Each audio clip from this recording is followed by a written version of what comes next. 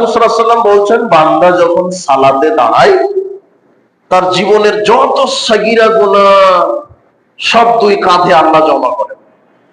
রুকু করেছে, উঠেছে, যখনই সেজদায় গেছে তখনই সব পাপ ঝরে মাটিতে পড়ে গেছে। মানে কুরসিটা আরশের সামনে মনে হচ্ছে যেন একটা আংটি। তাহলে আরশটা কত বড়! আরশ যদি অত বড় হয়, কত বড় মানুষের বিবেকে ধরছে না।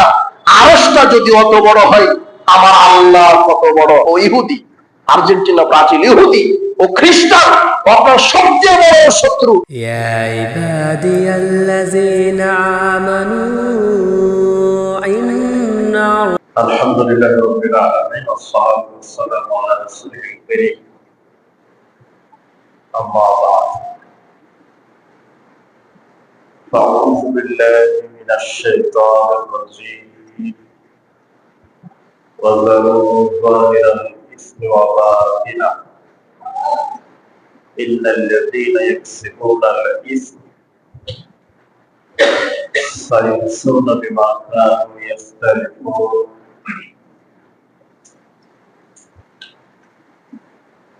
عن معاذ بن جبل قال أوصاني رسول الله صلى الله عليه وسلم بعشر كلمات وإياك بالمعصية فإن بالمعصية حل سخط الله عز وجل رواه أحمد بإسناد صحيح।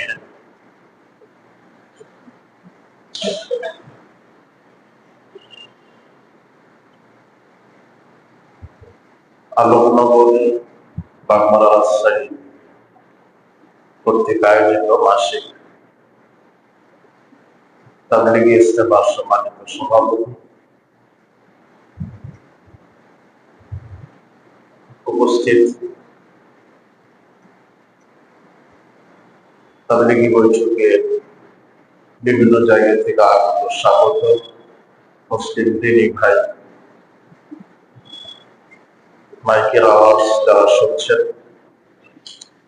যে মহান রব আমাদেরকে মাগরিবের সালাত জামাতের সাথে আদায় করার সুযোগ দিয়েছেন, তারপরে এখানে বসার, কোরআন এবং সহিহ হাদিস থেকে আলোচনা করার এবং আলোচনা শ্রবণ করার যে মহান মনিব আমাদেরকে তৌফিক দিয়েছেন, সেই আল্লাহ সুবহানাহু ওয়া তাআলা আমরা শুকরিয়া জ্ঞাপন করছি। আমরা সকলেই বলছি আলহামদুলিল্লাহ।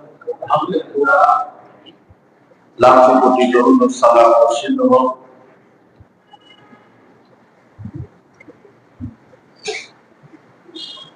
জনাবে মুহাম্মদ রাসূলুল্লাহ সাল্লাল্লাহু আলাইহি ওয়াসাল্লামের প্রতি।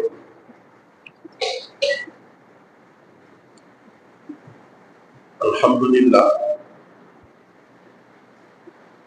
এরকম একটি দিনী বৈঠকে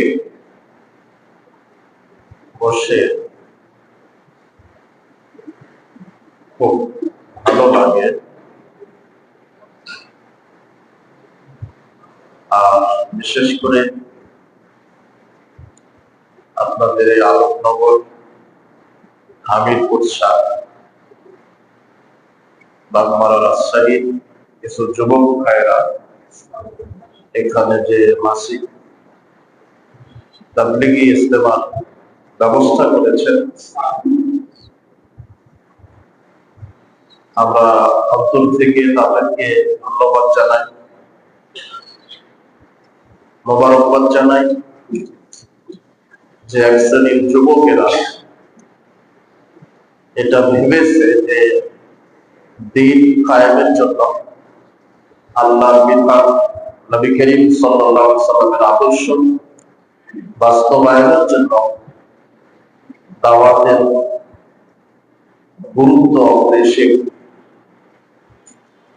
আল্লাহ সুবহানাহু ওয়া তাআলা যুগে যুগে নবী রাসূলগণের এজন্যই প্রেরণ করেছেন, পথহারা মানুষকে পথের দিশা দেওয়ার জন্য, দিকভ্রান্ত মানুষকে সঠিক দিক দেখিয়ে দেওয়ার জন্য যুগে যুগে নবী রাসূল প্রেরণ করেছে। তো সর্বশেষ নবী, সর্বশ্রেষ্ঠ নবী এবং রাসূল মুহাম্মদ রাসূলুল্লাহ সাল্লাল্লাহু আলাইহি ওয়াসাল্লাম তিনি দুনিয়া থেকে চলে গেছেন। যাওয়ার পূর্বে বলে গেছেন যে দুনিয়াতে যারা আলেম শ্রেণী তারা হচ্ছে নবীর উত্তরসূরি, তারা এই দাওয়াতের কাজ করে যাবে।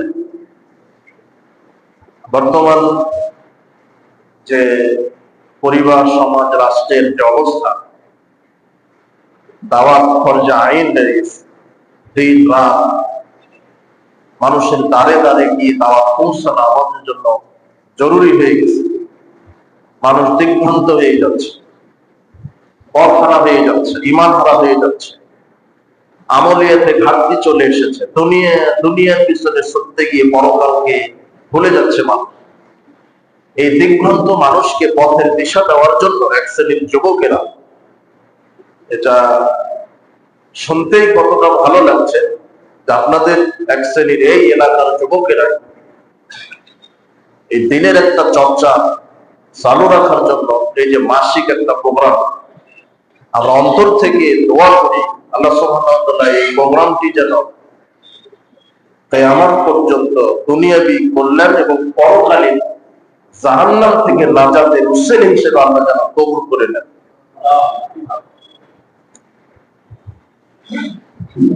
এই জন্য যারা বয়সপ্রাপ্ত আছেন, প্রবীণ, তারা যুবকদেরকে পরামর্শ দিবেন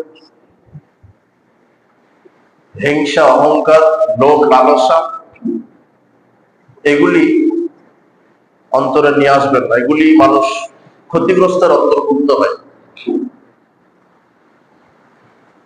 নিজের মনকে বড় করে,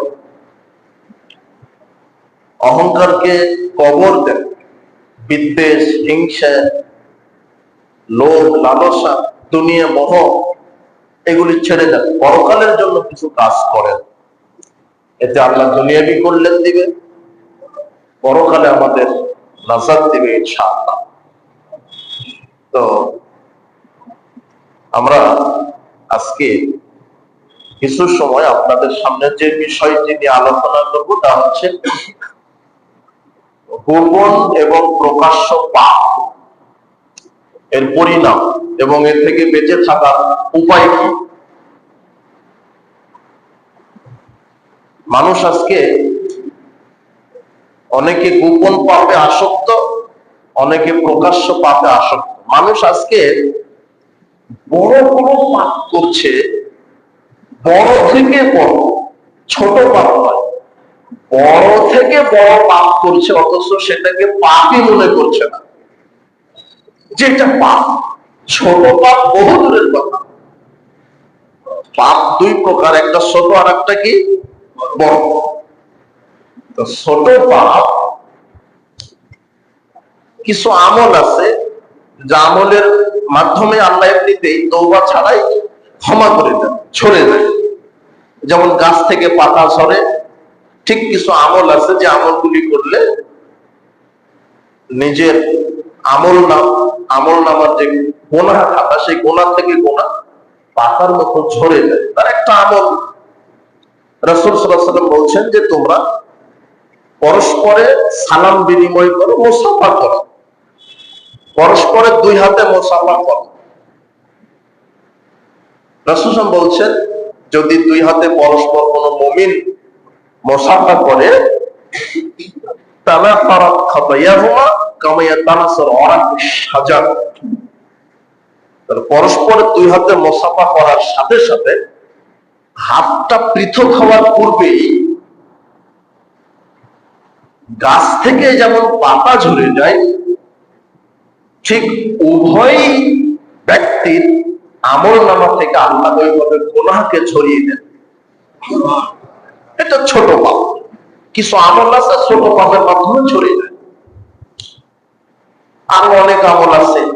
রাসূল সাল্লাল্লাহু আলাইহি ওয়াসাল্লাম বলছেন তোমরা কি কেউ দৈনিক 1000 নেকি উপার্জন করতে পারবে? সক্ষম? সাহাবীগণ বলছে এটা কিভাবে সম্ভব? রাসূল সাল্লাল্লাহু আলাইহি ওয়াসাল্লাম বলছেন 100 বার সুবহানাল্লাহ বলো, তাহলে 100 বার সুবহানাল্লাহ বললে 1000 নেকি লিখা হবে। আর যদি তুমি নিয়ত করো যে আল্লাহ নেকি না, আমার যদি পাপ থাকে পাপ ঝরিয়ে দাও, তাহলে আল্লাহ 1000 পাপকে ঝরিয়ে দিবে।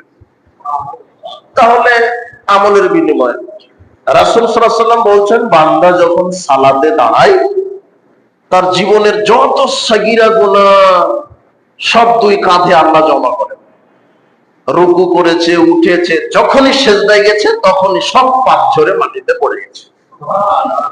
তো এগুলা ছোট ছোট পাপ এমনিতেই ক্ষমা হবে বা কিছু আমলের মাধ্যমে ঝরে যায়। রাসূল সাল্লাল্লাহু আলাইহি ওয়াসাল্লাম বলছেন, যখন ওযু করবে হাতের পাপ ঝরে, কুলি করলে মুখের পাপ ঝরে, মুখমণ্ডল ধৌত করলে চোখের পাপ ঝরে, মাথা মাসা করলে মাথার পাপ ঝরে, পা ধৌত করলে পা থেকে পাপ ঝরে যায়, পানির সাথে বা শেষ ফোঁটার সাথে ঝরে যায়। তো এগুলি এমনিতেই পাপ, যেগুলো ছোট ছোট পাপ। কিন্তু বড় পাপ যেগুলি মানুষ করছে অথচ মনে করছে না পাপ, বড় পাপ ক্ষমা নিতে হলে আল্লাহর কাছে কান্নাকাটি করতে হবে। একদিন এক রাত নয়, মরা পর্যন্ত। আদম আলাইহিস সালাম, আল্লাহ বলছেন যে ওই গাছের নিকটে যায়ও না। শয়তানের প্ররোচনায় পড়ে গাছের নিকটে গিয়ে গাছ থেকে কি জানি খেয়েছে, লতা পাতা হোক আর ফল হোক। কোরআন হাদিসে আসেনি যে ফল খেয়েছে না পাতা খেয়েছে, গাছের কাছে গিয়ে খেয়ে ফেলেছে। ওই গাছের কাছে যায়ও না, তো গাছ থেকে কিছু খেয়েছে। তখন আল্লাহ বলছেন, আমি যে নিষেধ করেছিলাম তারপরও খেলে। তখন থেকে ওখানে তো বলেছে, এখানে এসে বলছেন, দুনিয়াতে এসে মরা পর্যন্ত বলতে থেকেছেন। কি বলতে থেকেছেন? রব্বানা যালামনা আনফুসানা, আমাদের উপরে আমরা স্বামী স্ত্রী অন্যায় করেছি, ওয়াল্লাম তাগফির লানা, যদি ক্ষমা না করেন, ওয়াতারহামনা, যদি দয়া না করেন, আমরা ক্ষতিগ্রস্তদের অন্তর্ভুক্ত হব। এ কথা আদম আলাইহিস সালাম বলেছেন নবী। মূসা আলাইহিস সালাম এক ব্যক্তিকে একটা চড় মেরেছিলেন, মারা গেছে।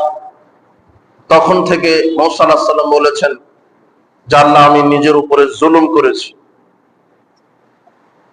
রব্বি ইন্নী যালামতু নাফসি ফাগফিরলি, আমি নিজের নফসের উপরে জুলুম করেছি, পাপ করেছি, কাজে ক্ষমা করেন। তাহলে কাবিরা গুনাহ যে ক্ষমা হবে এটা বলতেই থাকা লাগবে, এটা চারটিখানি কথা নয়। অথচ আপনি দিনে দুপুরে পাপ করছেন, বড় থেকে পাপ, বড় থেকে বড়, মনেই হচ্ছে না যে এটা পাপ। আর আমরা সেই বিষয়টাই আজকে সংক্ষেপে আলোচনা করার চেষ্টা করবো ইনশাআল্লাহ। বড় পাপ গোপনে করছে, প্রকাশ্যে করছে। আল্লাহ সুবহানাহু ওয়া তাআলা বলছেন, ওয়াযারু যাহিরাল ইসমি ওয়া বাতিনা, পৃথিবীর মানুষ তোমরা প্রকাশ্য এবং গোপন পাপ থেকে বিরত থাকো, বেঁচে থাকো। ইন্নাল্লাযীনা ইয়াকসিবুনাল ইসম, নিশ্চয়ই যারা বড় পাপ করবে, সাইয়ুজজাউনা বিমা কানু ইয়াকতারিফুন, আমি তাদের পাপের কারণে তাদের প্রতিদান দিব, সেটা হলো জাহান্নাম। বড় পাপ করে মারা গেলে প্রতিদান কি? জাহান্নাম। এই কথাটা এটা সূরা আনামের মধ্যে আসছে আয়াতটা। আর আরেকটি আয়াতে বলছেন, ইন্নাহু মাইয়াতি রাব্বাহু মুজরিমান ফাইন্না লাহু জাহান্নাম, যে ব্যক্তি কাবিরা গুনাহ বড় পাপ নিয়ে উপস্থিত হবে তার থাকার জায়গা কি? জাহান্নাম। লা ইয়ামুতু ফিহা ওয়া লা ইয়াহইয়া, সেখানে সে মরবে না, বাঁচবেও না, শুধু শাস্তি আর শাস্তি। তাহলে কাবিরা গুনাহ করে মারা গেলে পরিণাম কি? সেটা গোপনে করেন আর প্রকাশ্য করেন। এখন আপনি যে বলছেন আল্লাহ ক্ষমা করবে, বিচারের মাঠে আল্লাহ ক্ষমা করবে, এটাকে আপনি নিশ্চিত? বলেন যে আমি নিশ্চিত। আর ক্ষমা এভাবে হতে পারে। ক্ষমা কিভাবে আল্লাহ করবেন? যাক 2 মাস জেল খাটুক, তারপরে জামিন, আগে জামিন দিব না। কথা বোঝা গেল না মনে হয়? তো আল্লাহ তো এটা বলতে পারেন যে পাপ করে এসেছে, জাহান্নাম খাটুক। আর এটা বহু হাদিস আছে, মানুষ জাহান্নাম খাটার পরে আল্লাহর দয়াতে বহু মানুষকে ক্ষমা করবেন। ওটাও তো ক্ষমা। ক্ষমা মানে এই নয় যে আপনি পাপ নিয়ে বিচার মাঠে যাবেন আর আল্লাহ বলবেন যা ক্ষমা করে জান্নাত দিলাম। তাহলে জাহান্নাম কি জন্য আল্লাহ রেডি করেছেন? আল্লাহ দয়াশীল ক্ষমাশীল, মানে তিনি বিচার মাঠে চাইলে সরাসরি ক্ষমা করবেন, কিন্তু আমি নিশ্চিত নই। তবে এটা নিশ্চিত যে ঈমান ঠিক যদি থাকে, কাবিরা গুনাহ করার পরে জাহান্নাম খাটতে খাটতে যখন আল্লাহর দয়া হবে, তখন আল্লাহ ক্ষমা করে জান্নাত দিবে, এটা নিশ্চিত। কথা বোঝা গেল না মনে হয়? আমি বড় থেকে বড় পাপ করে বিচার মাঠে উঠেই আল্লাহ সঙ্গে সঙ্গে বলবেন যে যা ক্ষমা করে জান্নাত দিলাম, এটা নয়। আল্লাহ চাইলে ক্ষমা করতে পারে, সরাসরি পারে, কিন্তু আমি নিশ্চিত নই। তো আমি কি এটা চাইবো যে বড় বড় পাপ করে মরার পরে জাহান্নাম খেতে জান্নাতে যেতে চাইবো, না সরাসরি সরাসরি জান্নাতে যেতে চাইবো? তাহলে পাপ থেকে বিরত থাকতে হবে, বড় থেকে বড় পাপ থেকে বিরত থাকতে হবে। আর আজকে অধিকাংশ মানুষ বড় থেকে বড় পাপ করছে, দিনে করে, রাতে করে, গোপনে করে, প্রকাশ্যে করে, সে মনেই করছে না যে আমি পাপ করছি। আমরা এতদিনে বক্তব্যে বলেছি যে বিচার মাঠে কেউ যদি বেদাতি আমল করে চলে যায়, তাহলে বেদাতি আমল আল্লাহ কবুল করবে না। বেদাতি আমল দুনিয়াতেই নষ্ট হয়, আর শিরক করলে আমলের সাথে সম্পর্ক না। বড় শিরক করলে ঈমানই বাতিল হয়। কিন্তু রাসূল সাল্লাল্লাহু আলাইহি ওয়াসাল্লাম বলছেন যে গোপন পাপ মানুষ যেটা করে, বড় থেকে বড় পাপ, গোপন পাপ, বিচার মাঠে মানুষ পাহাড় পরিমাণ আমল নিয়ে উপস্থিত হবে। রাসূল সাল্লাল্লাহু আলাইহি ওয়াসাল্লাম তিরমিজির এক হাদিসের ভাষায় এভাবে বলছেন যে বিচারের মাঠে বহু মানুষ তিমাহার শুভ্র সাদা বিশাল পাহাড় আকৃতির আমলনামা, বিশাল আমলের স্তূপ নিয়ে উপস্থিত হবে, কিন্তু তার আমলনামাতে থাকবে অনেক গোপন পাপ। এই গোপন পাপের উপরে আল্লাহ এত রাগান্বিত হবেন যে বিশাল পাহাড় সদৃশ আমলকে বিচার মাঠে তখনই আল্লাহ নষ্ট করে দিবে। বোঝা গেল না মনে হয়?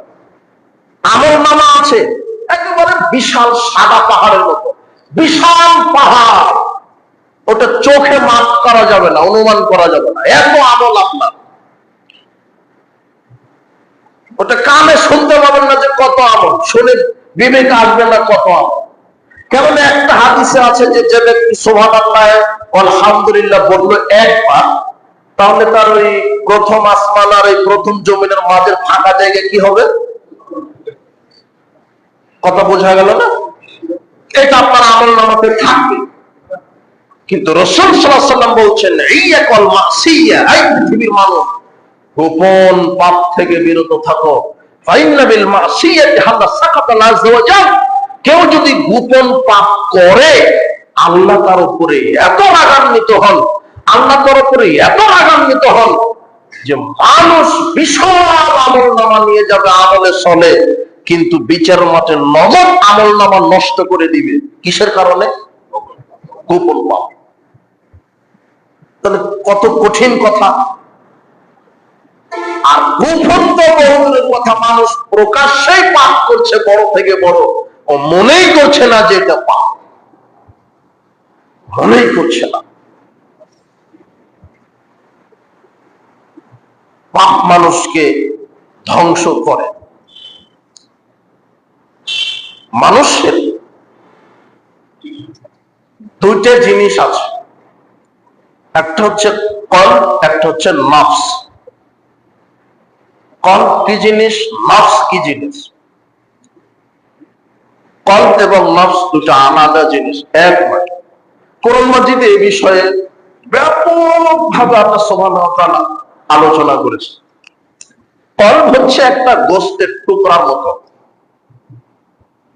ইন্না ফিল জাসাদি মুদগা, রাসূল সাল্লাল্লাহু আলাইহি ওয়াসাল্লাম বলছেন, শোনো, তোমাদের শরীরের ভিতরে একটা গোশতের টুকরা আছে, আলা ওয়াহিয়াল কলব, আর সেটা হচ্ছে কি? কলব। আমাদের শরীরের ভিতরে একটা গোশতের কি আছে? টুকরা, সেটাই কি? কলব। কলব একটাই, আর আরেকটা হচ্ছে নফস। নফস একটাই, কিন্তু আল্লাহ সুবহানাহু ওয়া তাআলা এবং নবী করিম সাল্লাল্লাহু আলাইহি ওয়াসাল্লাম কলব এবং নফসকে তিনটি প্রকার করেছেন। এদের স্বভাব তিন রকমের হয়। জিনিস একটা, কিছু আচরণগত বৈশিষ্ট্যগত কারণে কয় শ্রেণীর এরা? 3 শ্রেণী। কল্পটা 3 শ্রেণীর, 3 প্রকারের। নফসটা 3 শ্রেণীর, 3 প্রকারের। নফস হচ্ছে আপনার মাথা থেকে পা পর্যন্ত যে গোটা বডিটা, এটা হলো নফস। নফস মানে সত্তা। আর কল্প হচ্ছে এই নফসের ভিতরে একটা বস্তুর কি টুকরা। তো নফস 3 প্রকার, এটা আল্লাহ কোরআনে বলছেন। লাউকসুমু বিন-নাফসিল লাওয়ামা, আল্লাহ বলছেন যে ওয়ালা উকসিমু বিন-নাফসিল লাওয়ামা, আমি তিরস্কারকারী নফসের কসম করছি। লাওয়ামা, নফসে লাওয়ামা, এটা 1 নাম্বার নফস। লাওয়ামা মানে তিরস্কার করে। আপনার অন্তরটা আপনাকেই তিরস্কার করবে। কিভাবে তিরস্কার করবে? নেকির কাজ করতে গেলেও তিরস্কার করতে পারে, আর পাপ কাজ হয়ে গেলে তো তিরস্কার করবেই। মানে দুইটাকে পাপ থেকে বাধা দেওয়ার জন্য আর নেকির কাজ আরো বেশি করে করার জন্য যেটা বারবার আপনাকে খোঁটাতে থাকে, সেটা হলো নফসে লাওয়ামা। কিভাবে? আপনি আজকে বাজারে একটা মিথ্যা কথা বলেছেন। কি কথা বলেছেন? মিথ্যা। মিথ্যা কথা বলার পর থেকেই শুধু অন্তরে ধাক্কা খাচ্ছে, আহা মিথ্যা কথা বললাম, এরকম হয় না? আহা মিথ্যা কথা বলে ফেললাম একটা স্বার্থের জন্য, আহা মিথ্যা কথা না বলাই ভালো ছিল, না না আর বলবো না আর বলবো। এই যে তিরস্কার করছে, এটা নফসের লাওয়ামা। কথা বোঝা গেল না? মনে হয় ভালো কাজেও তিরস্কার করে। কিভাবে? তাহাজ্জুদের সালাতে উঠেছেন, 2 থেকে 12 রাকাত তাহাজ্জুদ পড়বেন, কিন্তু 6 রাকাত পড়ার পর আপনি অলসতা দেখালেন, দেখি আবার শুয়ে পড়েছেন। তখন নফস 8-6 রাকাত পড়তে পারলি না, 8-6 রাকাত, এত অলস হলে হয়, 8-6 রাকাত পড়তে পারলি না। বাম পার্শ্ব গেল সামনে দিয়ে 10 টাকা দিলেন, কিন্তু পকেটে ছিল আর অনেক টাকা। নফস বলছে শুধু 10 টাকা দিলি, 50 টাকা দিলি না, 50 টাকা দিলি না। এটা হলো নফসে কি লাওয়ামা, মানে তিরস্কার করছে। মানে আপনাকে নেকির কাজ করতে বেশি উদ্বুদ্ধ করে, আর পাপ হয়ে গেলে সেখান থেকে ফিরানোর চেষ্টা করে। এর নাম কি? নফসে লাওয়ামা। কি এরকম হয় না? আপনাদের হয় না নাকি? যা আর 2 রাকাত সালাত আদায় করলে হতো, আহা আর 2টা আয়াত বেশি তেলাওয়াত করলে হতো, আহা আজকে আসরের সালাতটা জামাতে আদায় করতে পারলাম না। এই যে খোঁটা দিচ্ছে অন্তরে, এটা নফসে লাওয়ামা। আহা আমি মিথ্যা কথা বলে ফেললাম, আমি লোকটাকে চড় মেরে দিলাম, আমি লোকটার গীবত করলাম, এই যে খোঁটা দিচ্ছে আপনাকে, এটা হচ্ছে নফসে লাওয়ামা। এটা আপনাকে ব্যালেন্সটা ঠিক রাখার জন্য চেষ্টা করে, কিন্তু যাদের ঈমান দুর্বল তারা এখানে হেরে যায়, নফসে লাওয়ামার সাথে হেরে যায়। ওটা পারে না, বললেও পারে না। নফস বলছে যে 8-10 টাকা দান কর, কিন্তু তাকে কৃপণতায় ছেয়ে ফেলে। নফসে লাওয়ামা বলছে যে আর মিথ্যা বলিস না, আর গালি দিস না, তারপরেও দিচ্ছেন, কিন্তু বারবার আপনাকে ও খোঁটাতেই আছে, যা গালি দিস না, গালি তো পাপ কাজ, তারপরেও দেন। তখন আপনি নফসের গোলাম হয়ে যাবে। এটা হলো নফসের লাওয়ামা। 2 নম্বর নফস, নফসে আম্মারা। নফসে আম্মারা মানে এ শুধু খারাপ কাজ করার জন্য খুঁজাতে থাকবে। এ ভালো মন্দ ভালো বুঝে না, শুধু কি করতে বলবে? খারাপ কাজ। মদ পান কর, জেনা কর, গীবত কর, অমুকের বদনাম কর, অন্যায় ভাবে গন্ডগোল কর, এইভাবে যে ফুসলাতে থাকে, যে পাপ কাজ করার জন্য ফুসলাতে থাকে, এটা হচ্ছে নফসে আম্মা, যে নির্দেশ দানকারী। কোন কাজের? পাপ কাজের, যেটা আপনাকে দেয়। ওটা আপনি প্রত্যেকে বুঝতে পারবেন। নফস যে 3 প্রকার, এটা না জানলেও 3টা নফস আপনার ভিতরে প্রত্যেকটা সেকেন্ডে কাজ করছে। কথা বুঝেননি মনে হয়? কথা আপনি জানেন না যে নফস কি জিনিস, নফস কয় প্রকার, ওটা আল্লাহ কোরআনে বলেছেন। না জানলেও 3টা নফস আপনার সাথে প্রতি সেকেন্ডে কাজ করছে। সবসময় আপনাকে খারাপ কাজে ঘোটাতে থাকবে। একটা ছেলে বলছে চল ওই যে অমুক জায়গাতে ওই গান বাজনা হচ্ছে, চল নফসা আম্মারা ওকে ঘোটাচ্ছে, চল অমুক জায়গাতে জুয়া খেলা হচ্ছে, আমরা একটু খেলি। কথা বুঝেননি মনে হয়। এই যে এখন তো আপনার জুয়া তো প্রতি বছরই খেলে। আর একটা সবচেয়ে জুয়ার মধ্যে বড় জুয়া হলো এই যে টাকা দিয়ে যেগুলি খেলা আছে, তাস খেলা, ছক্কা, লুডু, ওই ক্রিকেট বল, ভলিবল, ফুটবল, এখন ওই যে এখন আসবে বিশ্বকাপ খেলা আসবে, তাই না? হ্যাঁ, বিশ্বকাপ ফুটবল খেলা আসবে। আপনি মুসলমান, আপনাকে বলতেও লজ্জা লাগে, ঘৃণা লাগে।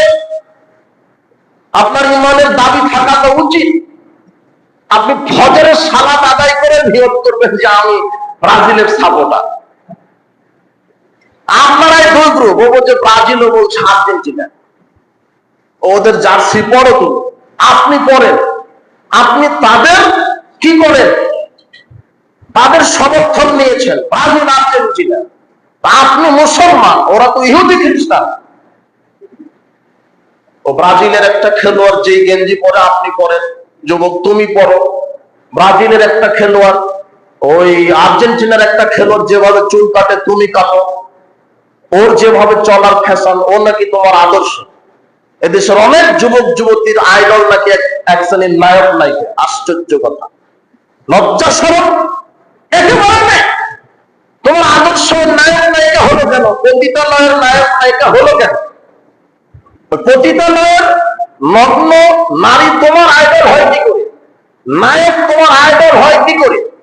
একটা ইহুদি খ্রিস্টান মানুষ তোমার আইডল হয় কি করে? তোমার আইডল তো হবে মুহাম্মদ সাল্লাল্লাহু আলাইহি ওয়াসাল্লাম। তোমার আদর্শ হবে আবু হুরায়রা রাদিয়াল্লাহু আনহু। তোমার আদর্শ হবে ওমর ইবনে খাত্তাব রাদিয়াল্লাহু আনহু। তোমার আদর্শ হবে মুসআব বিন উমাইর। তোমার আদর্শ হবে খাব্বাব বিন আরাব। তোমার আদর্শ হবে খুবাইব। তোমার আদর্শ হবে আলী ইবনে আবি তালিব রাদিয়াল্লাহু আনহু। এরা হবে তোমার আদর্শ। তুমি যেহেতু মুসলিম, তুমি হিন্দু হলে তোমাকে বলতাম না, তুমি সালাত আদায় করেই তুমি আর্জেন্টিনা ব্রাজিলের সাপোর্ট করো। আর তুমি আমাকে গালি দাও যে ইহুদি খ্রিস্টানের দালাল। তুমি গালি দাও, অথচ তার জার্সি প্যান্ট পরে তুমি তাদের, তুমি তো মুনাফিক। আল্লাহ বলছেন কোরআন মাজিদে, লা তাত্তাখিযুল ইয়াহুদা ওয়ান নাসারা আউলিয়া, তোমরা ইহুদি খ্রিস্টানকে বন্ধু মানো না। নবী করিম সাল্লাল্লাহু আলাইহি ওয়াসাল্লাম বলছেন, লাইসা মিন্না মান তাশাব্বাহা বিগাইরিনা, ও ব্যক্তি আমার উম্মতি না যে ইহুদি খ্রিস্টানকে সাপোর্ট করে। আল্লাহ নবী চূড়ান্ত ভাবে বলেছেন, শক্ত ভাবে বলেছেন, লাইসা মিন্না, সে ব্যক্তি আমার দলভুক্ত নয়। মান তাশাব্বাহা বিগাইরিনা, যে আমাদেরকে বাদ দিয়ে ইহুদি খ্রিস্টানকে বন্ধু বানায়, যে আমাদেরকে বাদ দিয়ে তাদের নীতি মানে, যে আমাদেরকে বাদ দিয়ে তাদের দলকে সাপোর্ট করে, সে আমার উম্মত নয়, সে আমার দলভুক্ত নয়। মান তাশাব্বাহা বিগাইরিনা, যে আমাদের সাদৃশ্যতা বাদ দিয়ে তাদের সাদৃশ্য গ্রহণ করে, সে আমাদের দলভুক্ত নয়। এ কথা আল্লাহর নবী বলছেন। মান তাশাব্বাহা বিকওমিন ফামিনহুম।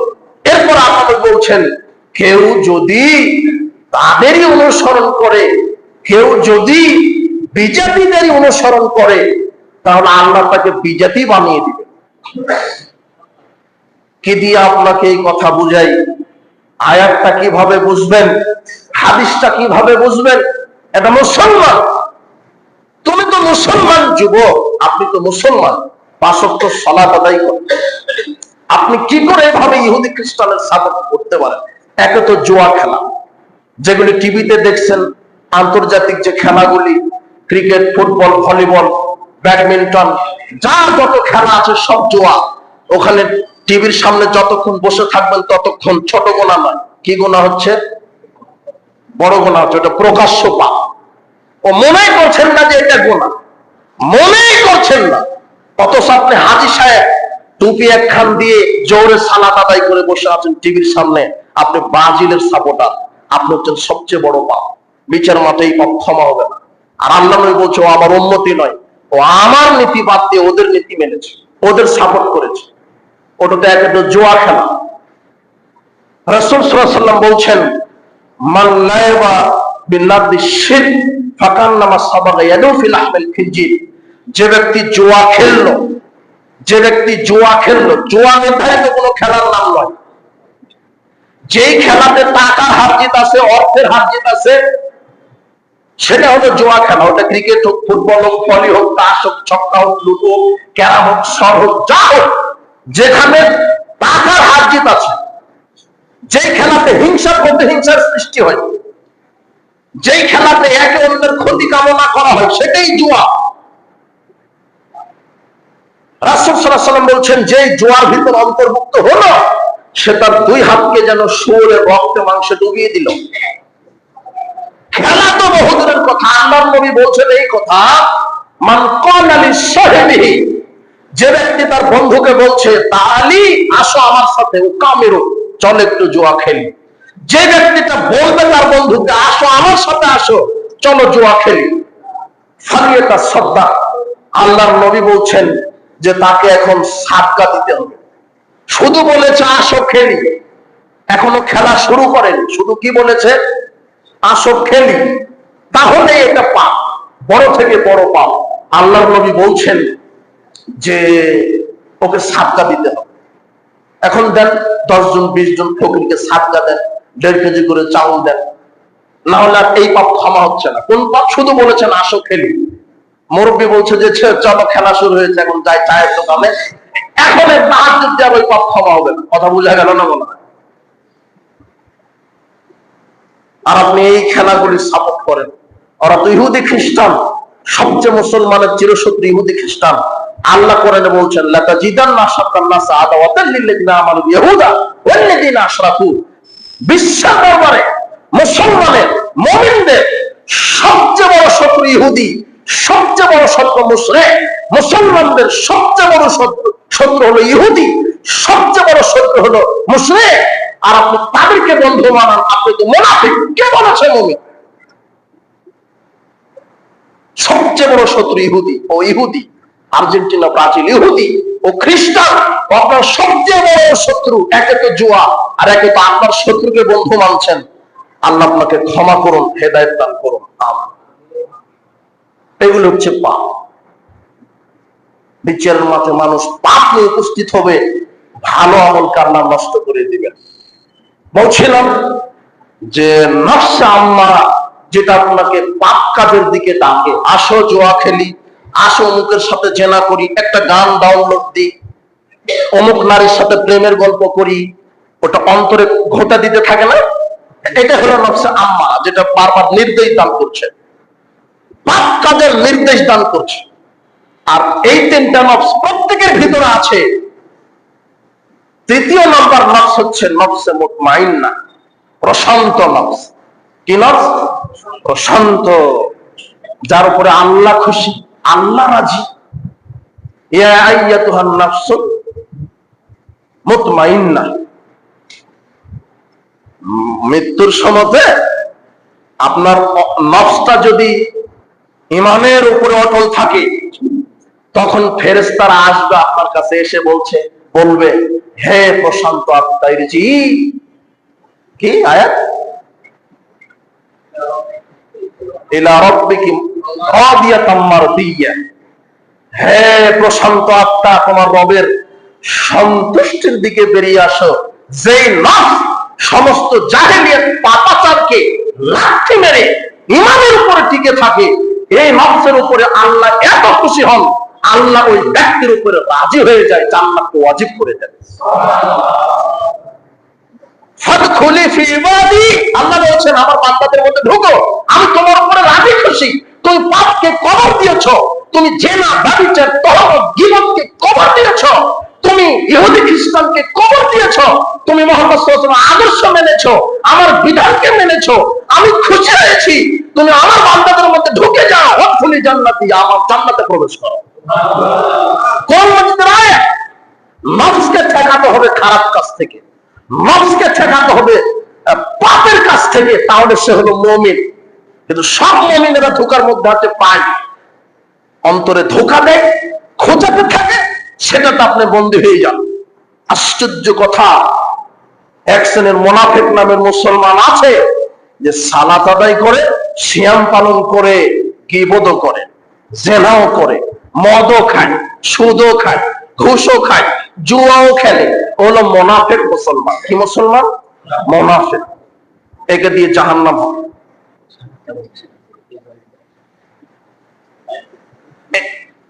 এর জন্যই জাহান্নাম। এই জন্য সাবধান, প্রশান্ত নফস নিয়ে আমরা যেন বিচারের মাঠে উপস্থিত হতে পারি। আল্লাহ তুমি তৌফিক দান করো। তাহলে নফস কয়টা হলো? নফসে লাওয়ামা, যেটা হলো ভালো কাজ করলে বলবো আরেকটু করা যেত না, কথা বুঝেননি মনে হয় কথা। খারাপ কাজ করলে বলবা এই কাজটা করলে মানে ও হলো তিরস্কার করবে, ভালো করলে তিরস্কার। মানে 2 রাকাত পড়েছেন বলছে যে আর 2 রাকাত পড়তে পারলি না, কথা বুঝেননি মনে হয় কথা। একটা মিথ্যা কথা বলেছেন, বলবা মিথ্যা কথা বললি। নফসে লাওয়ামা মুখস্থ করেন। 1 নফসে লাওয়ামা, তিরস্কারকারী নফস। 2 নফসে আম্মারা, খারাপ কাজের নির্দেশ দানকারী নফস, এটাকে কন্ট্রোল করতে হবে। 3 নফসে মুতমাইন্না, প্রশান্তি নফস, প্রশান্তময় নফস। এই 2টার উপরে আল্লাহ খুশি নন। এই নফসে মুতমাইন্নার উপরে আল্লাহ কি খুশি? তাহলে এই নফসে মুতমাইন্নার উপরে আমাদেরকে টিকে থাকার আল্লাহ তুমি তৌফিক দান করো। ঈমান যার যত বেশি, পাপ তার তত কম। ঈমান যার যত কম, পাপ তার তত বেশি। ঈমান বেশি হলে পাপ কম হয়, আর ঈমান কম হলে কি বেশি হয়? পাপ বেশি হয়। সবকিছু ঈমান দিয়ে কন্ট্রোল করতে হবে। এবার আসেন সংক্ষেপে কলব। আল্লাহ কোরআন মাজিদে 3 ধরনের কলব সম্পর্কে আলোচনা করেছেন।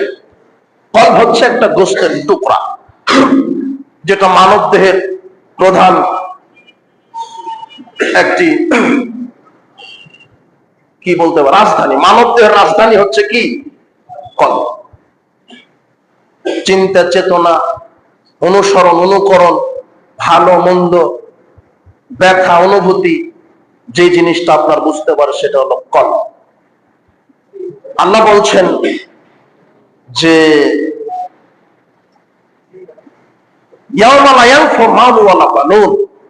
বিচারের মাঠে তার সম্পদ, তার সন্তানাদি কোনো উপকারে আসবে না।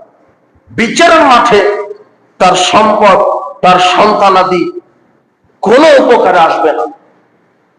ইল্লা মান আতাল্লাহ বিকলবিন সালিম, তবে সুস্থ অন্তর নিয়ে যে আল্লাহর কাছে যাবে, আল্লাহ তাকে নিরাপত্তা দান করবে। এখানে কলবুল সালিম, সুস্থ অন্তর পাওয়া গেল। কি অন্তর? সুস্থ। এরপরে আরেকটা কলব আছে, কলবুল সাকিম, অসুস্থ। কি অন্তর? অসুস্থ। সাকিম মানে অসুস্থ অন্তর। এই অসুস্থ অন্তর। আরেকটা হচ্ছে মরা অন্তর, মরা, মৃত, যে ভালো মন্দ কিছুই বুঝে না। আল্লাহ বলছেন ওয়ালাকাদ জারা'না লিজাহান্নাম কাসীরাম মিনাল জিন্নি ওয়াল ইনস, আমি বহু জিন এবং মানুষকে জাহান্নামে দিব বলে সৃষ্টি করেছি। লাহুম কুলুবুন লা ইয়াফকাহুনা বিহা, কিন্তু যাদেরকে কলব দিয়েছি সে এই কলব দিয়ে কিছুই বুঝলো না। আমার কোরআনের আয়াত, আমার হাদিস, আকাশ জমিনের এই দৃশ্যগুলি দেখে আমাকে বোঝার চেষ্টা করলো না। সুবহানাল্লাহ, আল্লাহ কিভাবে বলছেন? আমার ভাষার ত্রুটিতে, আমার বোঝানোর ত্রুটিতে আপনি হয়তো বুঝতে পারছেন না, তবে আপনাকে বুঝতে হবে কলব দিয়ে, আপনাকে অনুভব করতে হবে কলব দিয়ে। কি অনুভব করবেন? কি বুঝবেন? আপনি কিছুই ছিলেন না, আপনি এক ফোঁটা নিকৃষ্ট তুচ্ছ পানি ছিলেন, সেখান থেকে এত বড় করেছেন। আকাশ জমিন সৃষ্টি করেছেন, যিনি আকাশ সৃষ্টি করেছেন, যিনি জমিন সৃষ্টি করেছেন, আল্লাহ এক একটা সৃষ্টি করে আর মানুষকে বলে বলো তো আকাশের স্রষ্টা কে, বলো তো জমিনের স্রষ্টা কে, বলো তো চন্দ্র কে সৃষ্টি করেছে, বলো তো তোমাকে কে সৃষ্টি করা হয়েছে, বলো তো আকাশ থেকে কে পানি দেয়, বলো তো আকাশ থেকে কে বরকত নাজিল করে, বলো তো আকাশ থেকে কে রুজি নাজিল করে, বলো তো ওই জমিন থেকে কে উর্বর দিয়ে রুজি নাজিল করে, বলো তো সুস্থ হলে অসুস্থতা দেয় কে, অসুস্থ হলে সুস্থতা দেয় কে, বলো তো মৃতকে জীবিত করে কে, জীবিতকে মৃত করে কে। আবার মানুষকে একত্রিত করবেন কে? আবার বিচার মাঠে উপস্থিত করবেন কে? তোমরা বোঝো।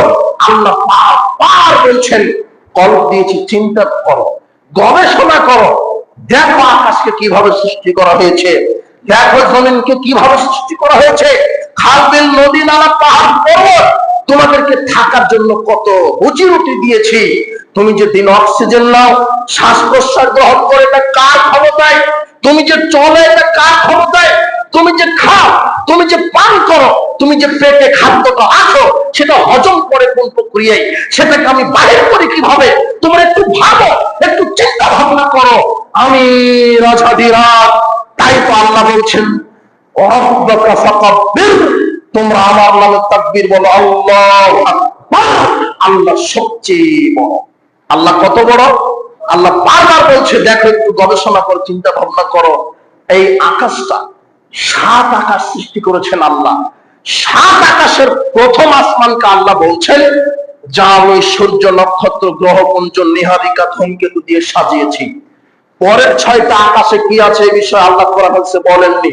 যতটুকু বলেছে আল্লাহ বলছেন, ফেরেশতা আছে, সিদরাতুল মুনতাহায় একটা বিশাল কুল বৃক্ষের মতো গাছ আছে, কুল বৃক্ষ আছে, যার গাছের পাতাটা ওই হাতির কানের মতো বড়, ফলগুলি বড় বড়, ওটা আছে। আল্লাহ বলছেন যে প্রত্যেক আকাশে আমি অসংখ্য দরজা দিয়েছি, দরজা আছে।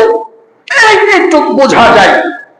কিন্তু প্রথম আসমান সম্পর্কে আল্লাহ বলছেন, আমি এখানে সূর্য দিয়েছি, চন্দ্র দিয়েছি, গ্রহ দিয়েছি, নক্ষত্র দিয়েছি। কেন?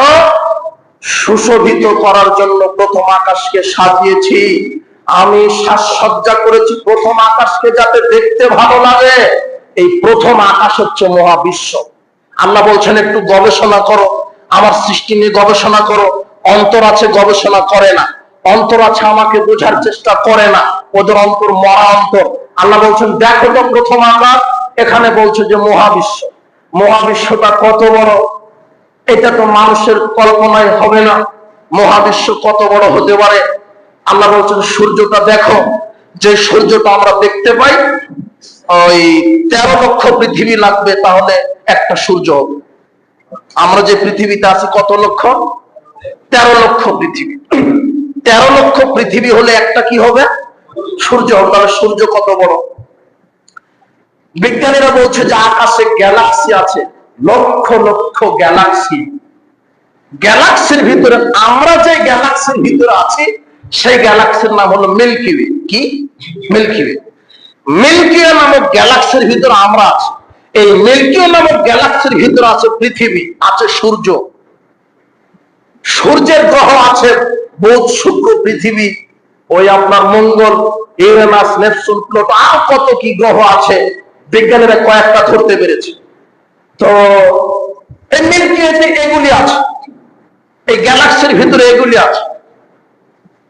তো এক একটা গ্যালাক্সির ভিতরে আমরা যে তারকা দেখতে পাই, এখান থেকে তারকা ছোট দেখতে পাই না?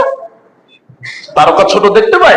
আচ্ছা, যেই পৃথিবী, 13 লক্ষ পৃথিবী একটা সূর্যের ভিতরে ঢুকতে পারে, এইরকম 2 কোটি সূর্য খেয়ে ফেলতে পারে একটা তারকা। তারকা কত বড়! আর এইরকম লক্ষ 100 থেকে 400 বিলিয়ন তারকা থাকে এক একটা গ্যালাক্সির ভিতরে। 100 বিলিয়ন সমান 1000 কোটি। কত কোটি? 1000 কোটি। 1000 কোটি তারকা শুধু একটা গ্যালাক্সির ভিতরে থাকে। ওই গ্যালাক্সি কত বড়! আর এরকম গ্যালাক্সি আছে এই মহাবিশ্বে লক্ষ কোটি। কত কোটি মানুষের জানা নাই। তাহলে প্রথম আকাশ কত বড়? আল্লাহ বলছেন আল্লাহ নবী বলছেন, প্রথম আকাশটা যত বড়, দ্বিতীয় আকাশটা তার চেয়ে বড়। প্রথম আকাশ দ্বিতীয় আকাশে ঢুকে যায়, দ্বিতীয় আকাশ তৃতীয়টাতে ঢুকে যায়, তৃতীয়টা চতুর্থ, চতুর্থ পঞ্চম, পঞ্চমটা ষষ্ঠ, ষষ্ঠটা সপ্তমে ঢুকে যায়।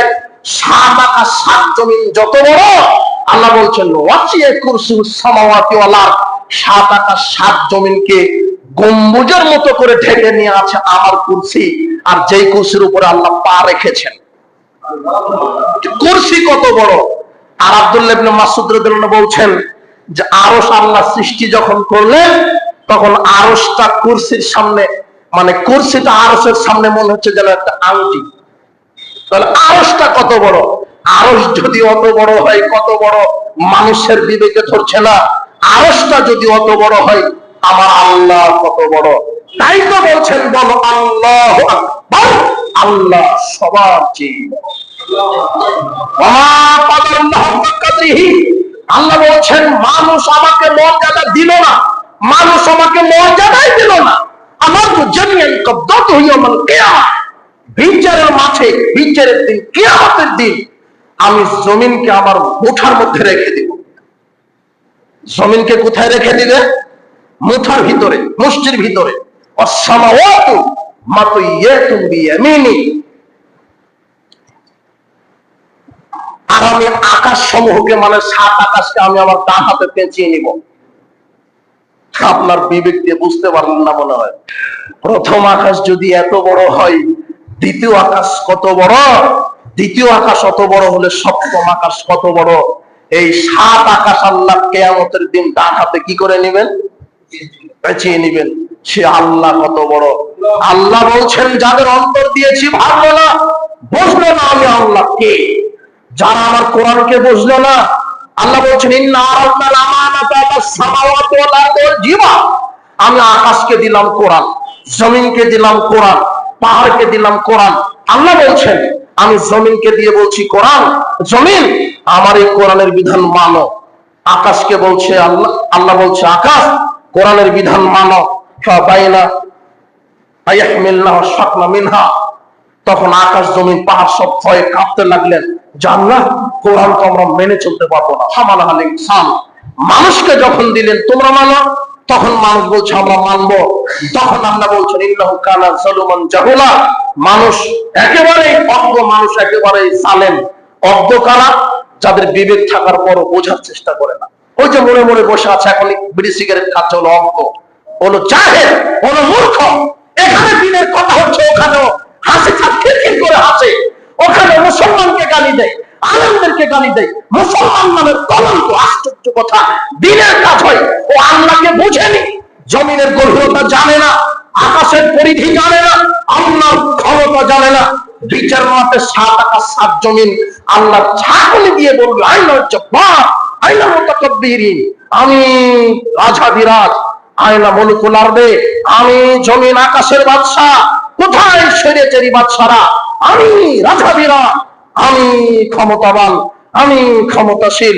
ওরা বুঝলো না বিবেক দিয়ে আল্লাহ কি জিনিস, জমিন কি, কোরআন কি, আল্লাহর নবী কি, সুন্নাহ কি, আদর্শ কি, নীতি কি, আদর্শ কি, সব দুনিয়া নিয়ে পড়ে আছে, খেল তামাশা নিয়ে পড়ে আছে।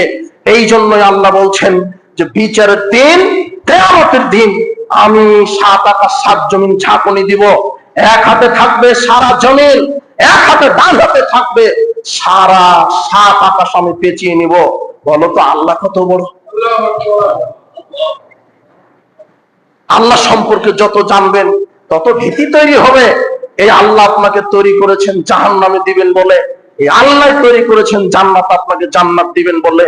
আল্লাহ বলছেন, ইন্নাল ফুজ্জারা লাফি জাহিম, যারা পাপ নিয়ে আসবে থাকার জায়গা তাদের জাহান্নাম।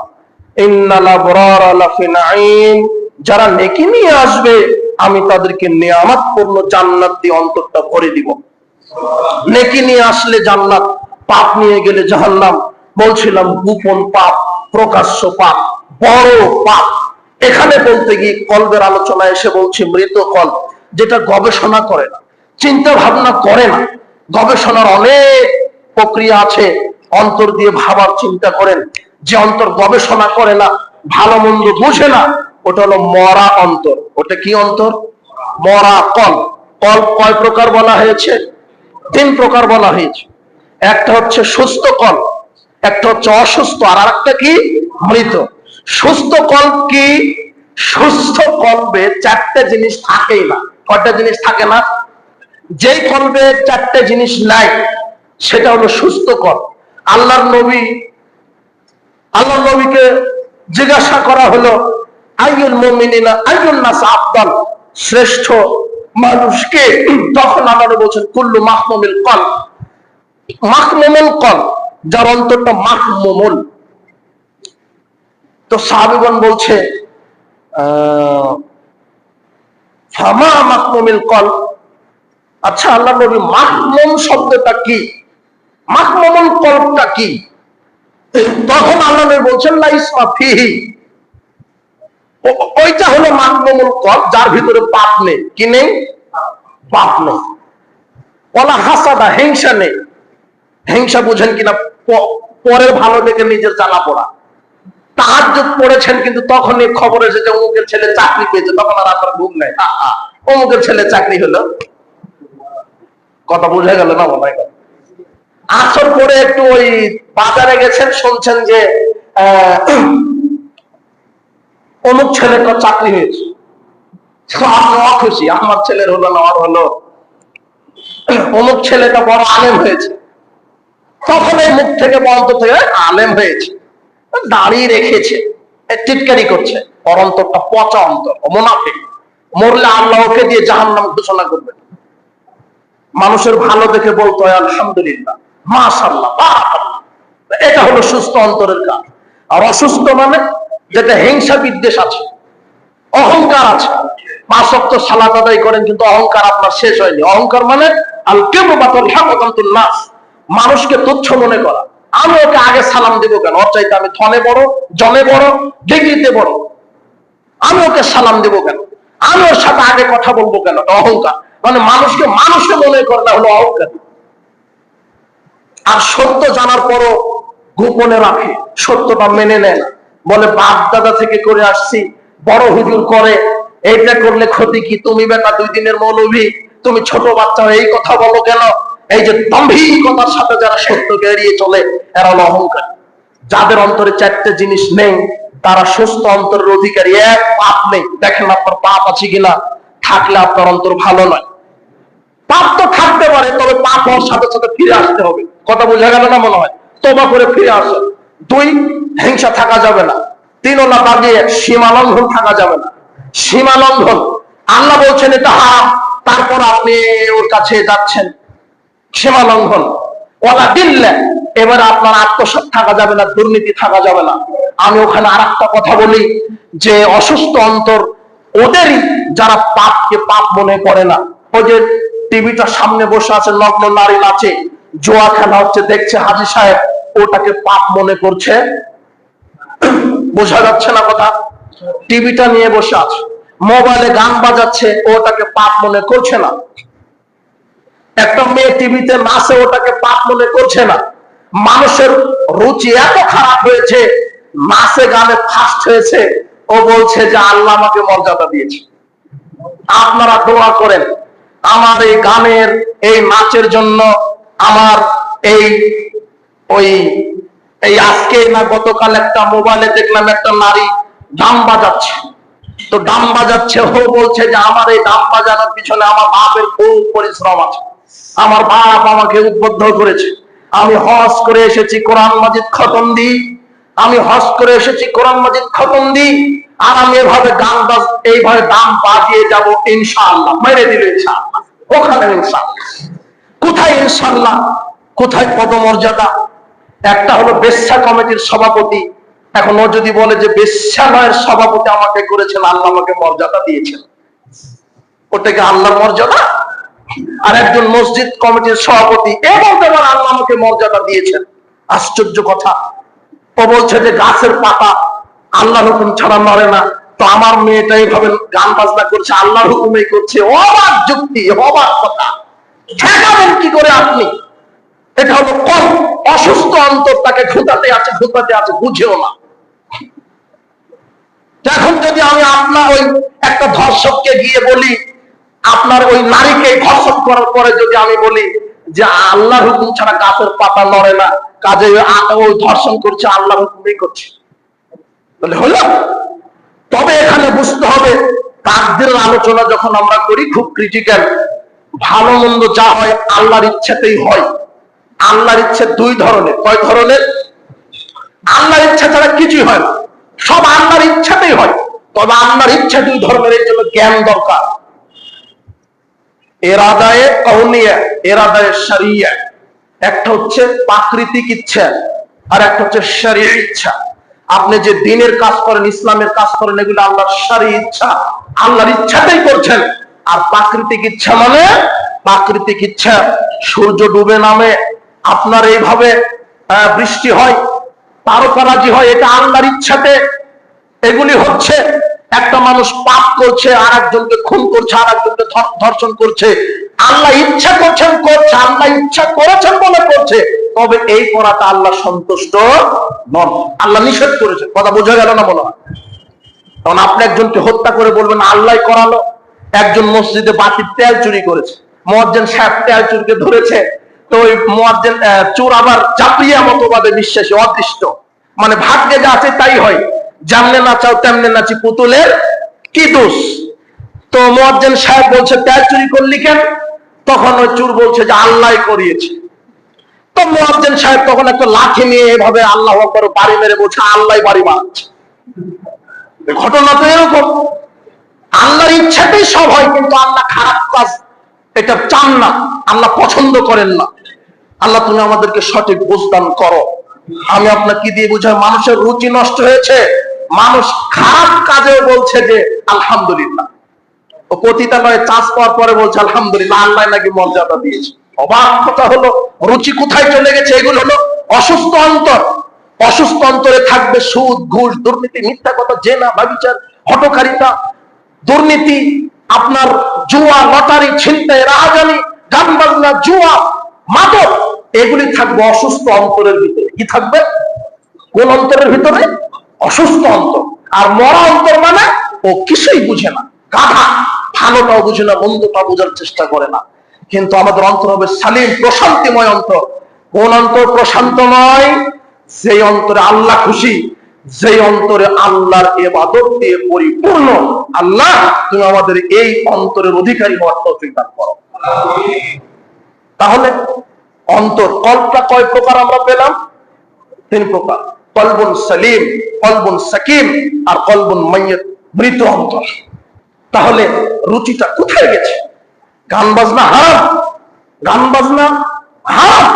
রাসূল সাল্লাল্লাহু আলাইহি ওয়াসাল্লাম বলছেন ওয়ালা তুআল্লিমুহুন্না ওয়া সামানুহুন্না হারাম, তোমরা ছেলে মেয়েকে গান বাজনা শিখিয়ে দিও না। গান বাজনার ব্যবসা হারাম, গান বাজনার ব্যবসাটা করা হারাম। আল্লাহর নবী বলছেন লা ইয়াকুনান্না মিন উম্মতি আকওয়ামুন ইস্তাহিল্লুনাল হিরা ওয়াল হারিরা ওয়াল খামরা ওয়াল মাআদিব, আমার উম্মতেরা অবশ্যই কিছু উম্মত রেশমি কাপড়, জেনা, মাদক আর এই অশ্লীল বাদ্যযন্ত্রকে হালাল মনে করবে। ছেলে মেয়েরা বাদ্যযন্ত্র বাজাচ্ছে, বলছে বাজাতেই থাকবো। আল্লাহ এদেরকে ইসলামের সঠিক বোঝ দান করুন।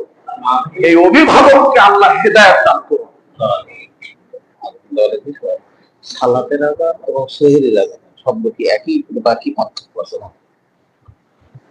তাহলে আমরা এই গান বাজনা বাদ্যযন্ত্র ছেলে মেয়েকে শিখাবো না ইনশাআল্লাহ। কোন ফেস্টন, ব্যানারে, অনুষ্ঠানে গান বাজনা বাদ্যযন্ত্র বাজাবো না। আর যত এই যে এখন খেলাধুলা, এই খেলাধুলা যদি কোনো মুসলমান দল এই জুয়া খেলায় সম্পৃক্ত হয়, তাদের সাপোর্ট করা, ইহুদি খ্রিস্টান তো বহু দূরের কথা। যুবক, তুমি তোমার আত্মমর্যাদাকে, ব্যক্তিত্বকে বিক্রি করো না। তুমি কেন অমুকের আইডল হয়ে তুমি তার ছবি তুমি দিবে? এগুলি হলো গোপন পাপ, এর প্রকাশ্য পাপ। এগুলি গোপন পাপ। তুমি জেনা করছো, ওটা কে দেখছে? আল্লাহ। এই জেনা, মাদক, জুয়া, চুরি কারবারি, কত যে গোপন পাপ আছে।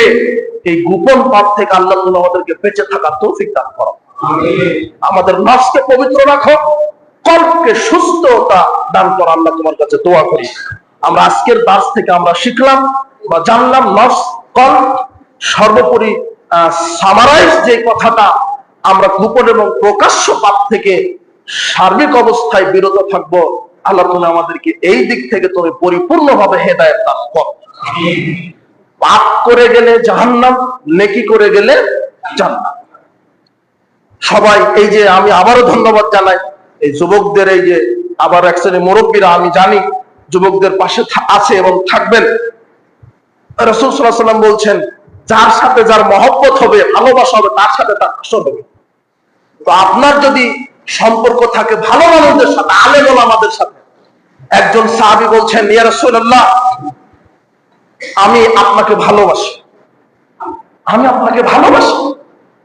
রাসূল বলছেন, তুমি যাকে ভালোবাসো তার সাথেই তোমার হাসর হবে। আলেম ওলামাদের পাশে থাকবেন তো? ইসলামের পক্ষে থাকতে হবে, মুসলমানদের পক্ষে থাকতে হবে। আল্লাহ তাআলা আমাদেরকে কবুল করুন।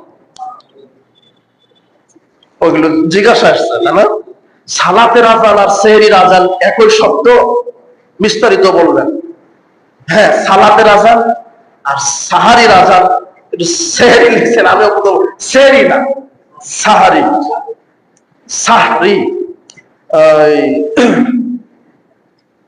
সালাতের এবং সাহারির আযান একই, ওটা এই জন্য এলেম দরকার।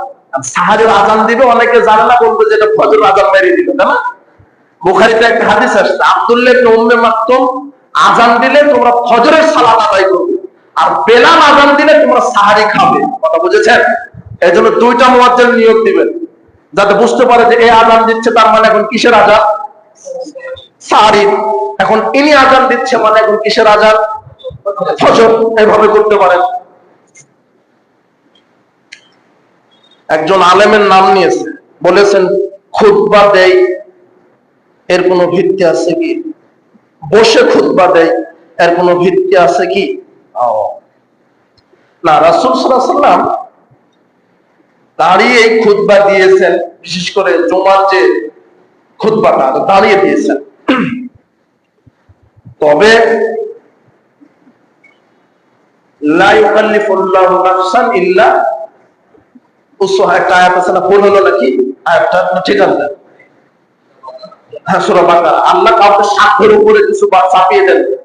খুতবা দেওয়ার মতো কোনো লোক নাই, একজন আছে, তাও ল্যাংড়া, পঙ্গু, অসুস্থ, সে কি করে দিতে পারে? তোর বসে দিবে। কথা বুঝেছেন কি?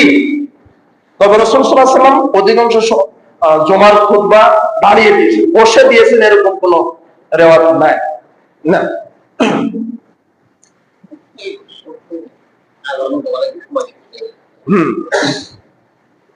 আহলে হাদিস কি ইসরায়েলের দালাল? আমরা যারা সমর্থন করি তারাও কি দালাল? এজন্য এলেম দরকার, ইতিহাস দরকার। আমরা এই বিষয়ে বিস্তারিত বলেছি, আমরা যে দলিল প্রমাণ দিয়েও দেওয়া আছে যে কারা দালাল। তো কাউকে দালাল, কাফের, মুশরিক বা বলেন না, এগুলি আমাদের ভাষা নয়, আপনাদেরই ভাষা। যদি আহলে হাদিস ইহুদি খ্রিস্টানের দালাল না হয়, রাসূল সাল্লাল্লাহু আলাইহি ওয়াসাল্লাম বলেছেন, কেউ যদি কাউকে কাফের বলে, সে যদি কাফের না হয়, তাহলে যে বলেছে সে কি?